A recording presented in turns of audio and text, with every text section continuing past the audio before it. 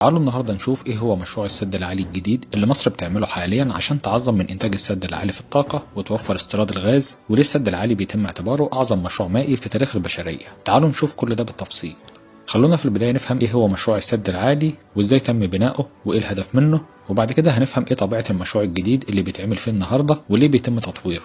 مشروع السد العالي هو أهم مشروع مائي في تاريخ مصر وأضخم مشروع مائي بالعالم في القرن العشرين. تم بناؤه في عهد الرئيس السابق جمال عبد الناصر، واستغرق بناؤه 10 سنين كاملة بداية من سنة 60 لسنة 70. شارك في بناء السد 34 ألف عامل مصري، وتكلف بناؤه وقتها مليار دولار، وبيعتبر تاني أهم مشروع قومي في تاريخ مصر بعد قناة السويس. ووصفته البي بي سي بأنه مشروع غير وجه الحياة في مصر وحماها على مدار أكتر من 50 سنة من الفيضان والجفاف والمجاعات، وحول مصر من بلد طول عمرها بتعتمد على الزراعة الموسمية لبلد بيزرع أرضه طول العام.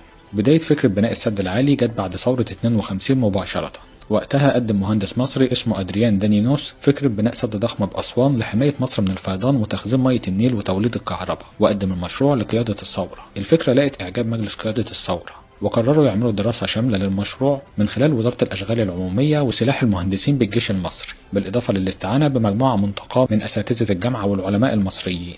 واستقر الرأي على ضرورة تنفيذ المشروع لتوفير احتياجات مصر المائية. وفي سنة 54 شركتين للهندسة من ألمانيا قدموا تصميم للمشروع، ورجع التصميم لجنة دولية، وتم وضع شروط وخطوات التنفيذ. لكن العقبة الأساسية وقتها كانت التكلفة الضخمة جدا لتنفيذ المشروع. البنك الدولي عرض تمويل المشروع على مصر بحيث يساهم بربع تكلفة إنشائه، لكن بعدها بسنة واحدة وبسبب ضغوط من بريطانيا وبسبب خلافاتها السياسية مع مصر في الوقت ده تم سحب عرض تمويل البنك الدولي. وقتها قرر الزعيم الراحل جمال عبد الناصر التخلي تماما على فكرة الاعتماد على الغرب في تنفيذ المشروع ولو بشكل جزئي. وفي سنة 58 تم التوجه للاتحاد السوفيتي لتوقيع اتفاقية بناء السد.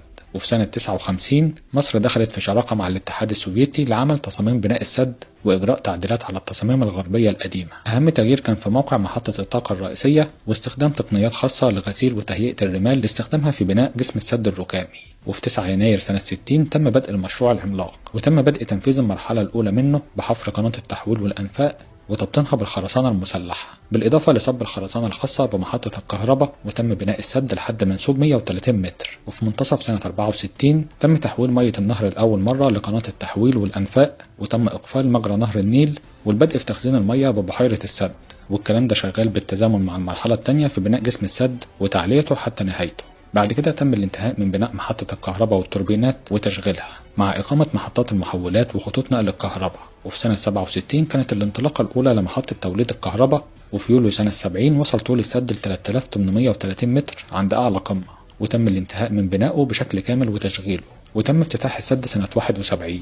من وقتها ولحد النهارده السد العالي شغال بنفس القدرات القديمة بدون أي تطوير أو إضافة قدرات جديدة. عشان كده بيتعمل النهارده مشروع ضخم لتطوير السد هنتكلم عنه بالتفصيل، وهو مشروع السد العالي الجديد.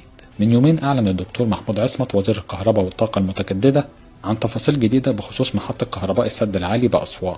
المشروع باختصار بيهدف لتطوير القدرات الكهرومائية في السد العالي، بحيث هيتم تنفيذ أعمال مشروع تطوير وإحلال المحولات القديمة بالسد بزيادة قدرتها الإنتاجية من 2100 ميجا وات ل 2400 ميجا وات بزيادة 300 ميجا وات. ودي عبارة عن طاقة نظيفة هتحقق وفر سنوي في استهلاك الوقود بيعادل 269 مليون دولار، ودي الملايين اللي كانت بيتم استخدامها في استيراد الغاز اللي بيتم حرقه في محطات توليد الكهرباء. كمان المشروع الجديد هيزود العمر الإنتاجي للسد العالي وهيحافظ على مستوى التشغيل لمحطة السد العالي كأحد مصادر الطاقة النظيفة الرئيسية في مصر. طيب إيه اللي هيتعمل بالظبط في المشروع الجديد؟ هيتم تطوير وإحلال المولدات ومحطات القدرة بمحطة الكهرباء، وهيتم تطوير غرفة التحكم ومنطقة ربط المحطة على الشبكة الموحدة، بالإضافة لتطوير صالة التوربينات والمولدات الرئيسية بالسد العالي. يعني كل مكونات المنظومة الكهربائية الخاصة بالسد هيتم تطويرها. أهداف المشروع العملاق كتير. أولا هيحقق رؤية مصر 2030 في التحول تدريجيا للاعتماد على الطاقة المتجددة والنظيفة بشكل رئيسي، والتخلي تدريجيا عن الوقود الأحفوري اللي بيستخدم في محطات توليد الكهرباء بالغاز والسولار.